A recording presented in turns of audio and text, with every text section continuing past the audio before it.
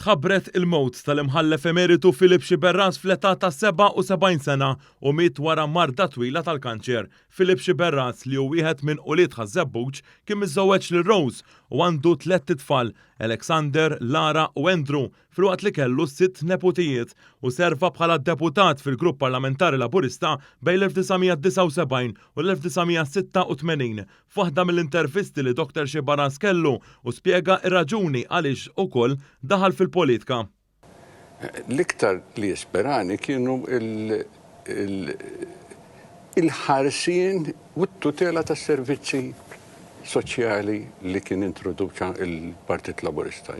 Jien dejjem ħdimt mal-nies komuni, dejjem għext magħhom qatt ma levajt ruħi fuq xi pedestalli u mkien dejjem bajt komuni u fejn sajt għejnt. F'Diċembru tal-2002 unħatar imħallef fil-Qorti Maltija.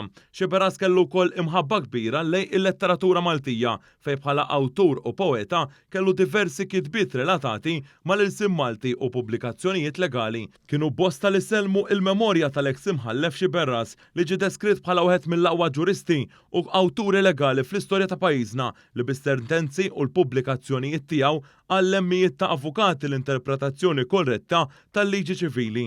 Fost dawk li sellmu il-memorja ta' Dr. Xiberras kien hemm Ibru Andrew li qal li llum mhux biss tilfu missier ġentili iżda bniedem li ħalla legat tal-Malta u qal kif missieru mit-seren u mdawwar miqrabatu wara li kien ilu għal dawn l-aħħar snin jiġġieled il-battalja tal-Mart. Il-Prim Ministru Robert Abela sellem ukoll il-memorja ta' Dr. Xiberras fejn tenna li kien ħassieb orrif u wieħed mill-aqwa imħuħ legali li qatra pajjiżna waqt li kien punt ta' referenza għal ħafna u t-telfa tiegħu żgur li se tinħass. Il-Partit Laburista waqt li ta' il-kondoljanzi rabatu ukoll sellem il-memorja tal-eks imħallef li ta' kontribut kbir fil-qasam ġudizzjarju f'pajjiżna. Filip Xiberras se jingħata l-aħħar tislima nhar il-ħamis 5 Ottubru fit-3 ta' wara nofsinhar fil-Knisja ta' San Filip ħaż-Żebbuġ.